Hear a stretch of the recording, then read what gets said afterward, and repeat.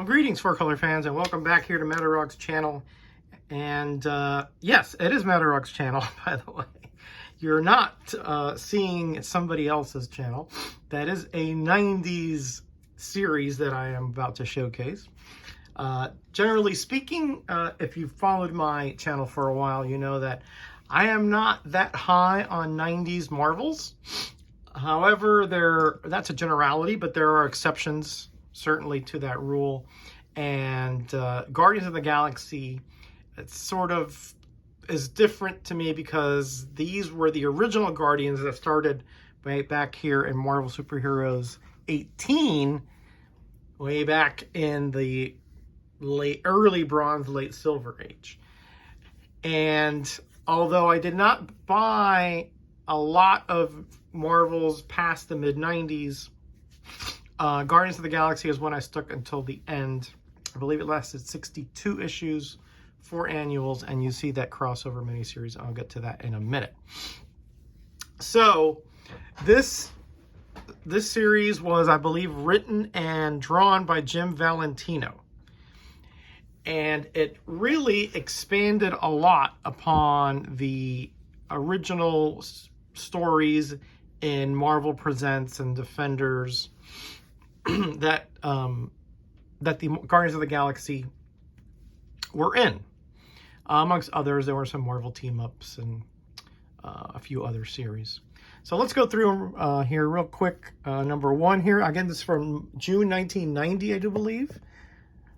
And as you'll see here, you have Elita Starhawk. Now, she shared a body with Starhawk, and they could only one could manifest at a time, right? But the rest of the characters were carried over from the Bronze Age. You have, of course, Vance Astro. You have Martin X. You have Yondu, Nikki, and Charlie 27. And this first 5-issue series is an arc quest for is it the quest for Captain America's shield?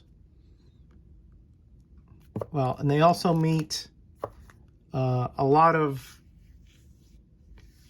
heroes from the 20th century or versions that sort of survived into the 30th century, 31st century. Of course, we have Firelord. Yeah, here, this is where they meet the Stark. And in this first 4 issues, I believe they meet the Stark. Yeah, that's Taserface there. Sorry, I didn't do that very well. And that was a sort of a species that got their technology from Tony Stark. In some alternate timeline, he sent all his technology into space, and they found it and created a society of technology and, unfortunately, of imperialism from it. And here is the one where the quest for Captain America's shield and this other team called Force is also looking for it, thinking that it will make, through legend, will make them unstoppable. But I believe that they couldn't make it work, or they didn't understand how it would work. And so Vance Astro does end up with it. Here we have Malevolence, which is, I believe, Mephisto's daughter, maybe. I haven't read these in a while, but I really did enjoy these way back in the day. I don't think they're worth much. Maybe the Ghost Rider coming up, but they are competent art and pretty good reads, especially if you're into the science fiction like I am. It does have some of those elements there. Here we have Rancor, which is possibly a descendant of Wolverine. And there's Charlie 27, the big muscle man, and he's also a military man. Here is I guess the Phoenix Force survives into the 31st century, but actually I believe he becomes a Galactic Guardian at some point. And there is the return of Taserface, but now he's called Overkill. They really messed him up pretty good. And there is that issue that most people know about with the future Spirit of Vengeance. thinking it's kind of a cosmic Ghost Rider, but not really. But still a pretty neat character there, that the Spirit of Vengeance survives that far in. Here we have Protege, which is, if you see a resemblance to Adam Warlock, with the that wide belt and the costume, etc. It's because this is, I believe, a continuation of the Universal Church of Truth, which is, I mean, you have to read the Warlock series and the Strange Tales to sort of get the gist of that. I'm not getting into it now, but it's a quasi-religious order, but really it's they're after, you know, power and,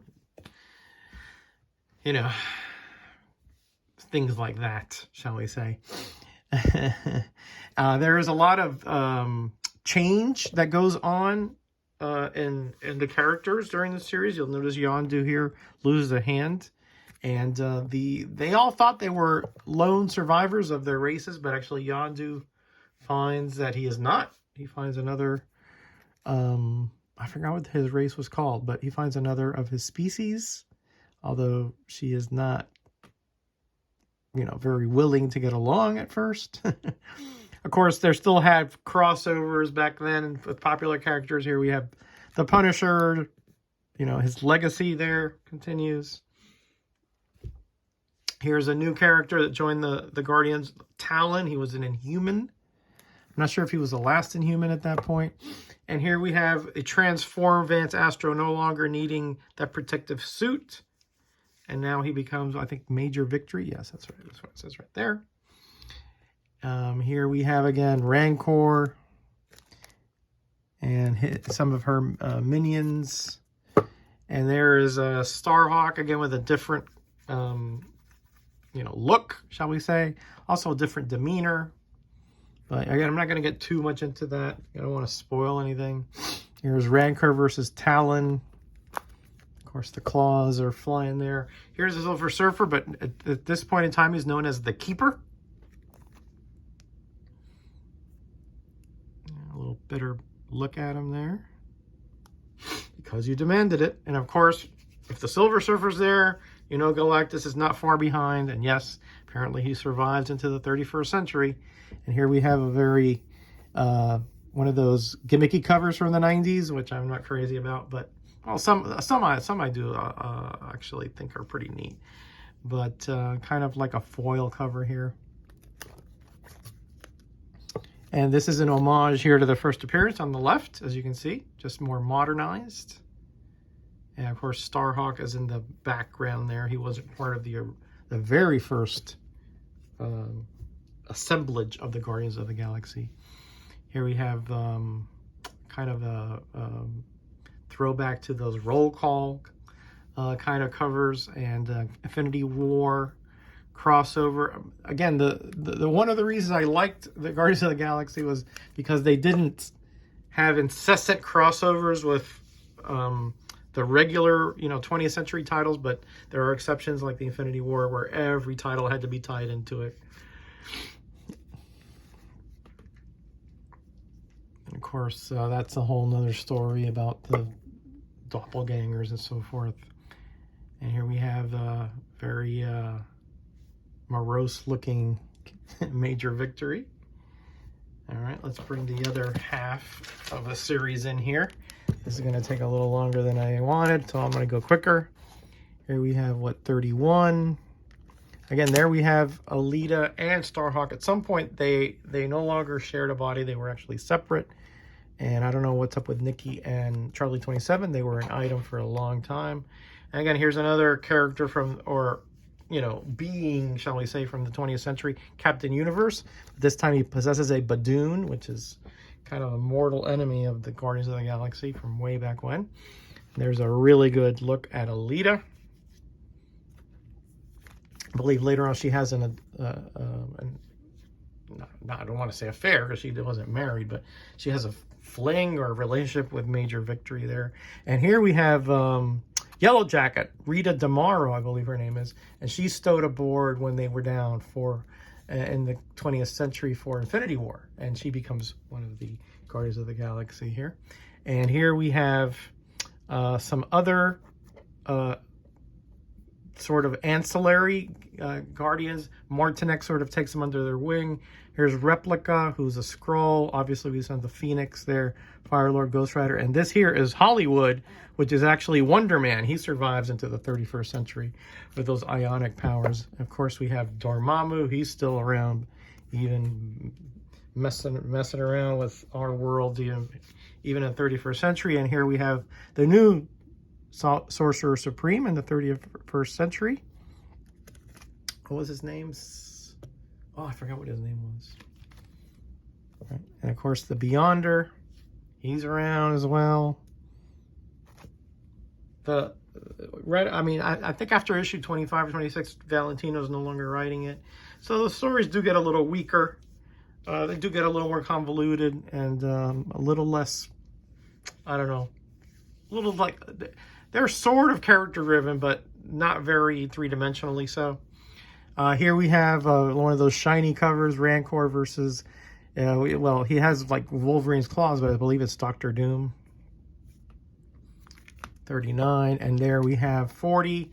Again, it's the composite, which is the powers of all the royal family of Inhumans from the 20th century. See, let's see, Triton, Gorgon, Medusa, Black Bolt. Here we have Loki showing up in the 31st century. Is that Thor? No, it's not Thor, but it is I believe that's the son of Thor. Woden. Yeah, there he is. Yeah. So I think Thor is actually like the king now, or the ruler. And there you have Yellow Jacket back there. And here we have Yondu again with like Badoon like of his species, which I cannot recall right now, and I should. Again, it gets, the characters change here a lot. Obviously Major Victory did, Starhawk did. Martinex, also changes. At some point he loses all his crystals and transforms into more like a carbon based. There's Starhawk versus Elita. And yeah, here's Major Victory. Fanastro now is going to be gaining another outer shell. It looks kind of like a symbiote thing, right? Yeah. Again, that was big back then. And there's the Protege versus the Beyonder, two very powerful beings. And here we go with Overkill again, which is, again, it's Taser face, but upgraded quite a bit against Wonder Man or Hollywood. Here we have Celestials. Those are still around in the 31st century. Notice that Martinex isn't around because he's with the Galactic Guardians. And here we have the 50th special, and again, very, very chromed cover there in the background, and embossed as well. And here we have Irish Wolfhound, I believe, who shows up actually in an annual, which I'm going to show after this. Kind of a Hercules kind of a character, I suppose. Here's Charlie 27 in prison. Yeah, it doesn't look good. Yep, Drax Destroyer still around. I guess Irish Wolfhound. This one is funny, right? The Amazing Spider-Man of Mars. Yeah, it's kind of a funny.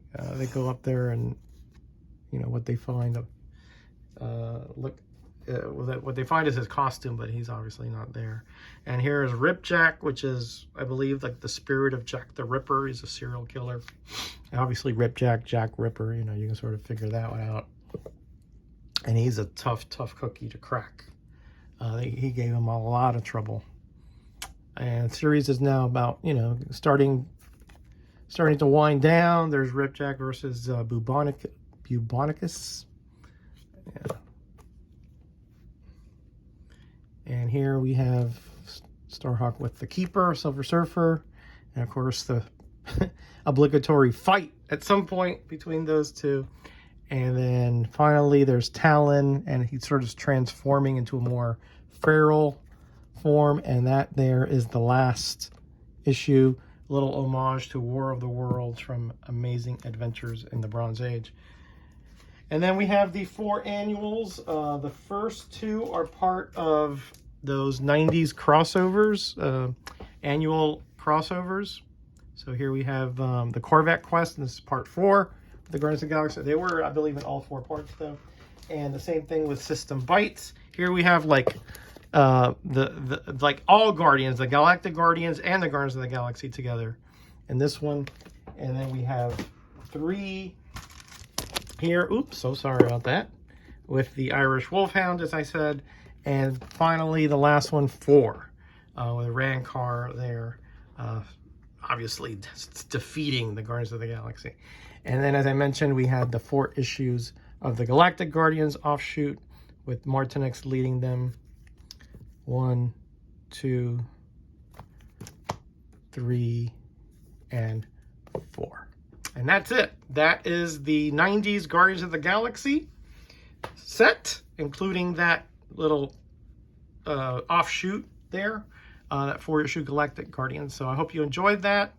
Again, I'm not generally speaking a big fan of the 90s series, but I am a big fan of these characters. So when this series came out in 1990, I was pretty excited, and I followed it all the way through to the end, which was like 95 or so. So again, thank you everyone for watching. Hope you enjoyed this. Let me know what you think in the comments if you're so inclined. I'll be back. Let's see. I'll be on Greyman's channel on Saturday on Cover Slingers.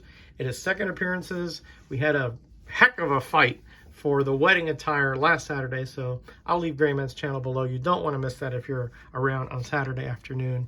I'll also be on Simple Simon's channel on Friday evening. I'll leave that link below, and I'll be co-hosting 1011 with Gary B, the Casual Comic Guy, on Saturday. I'll leave all links to those channels below. You should sub them up anyway.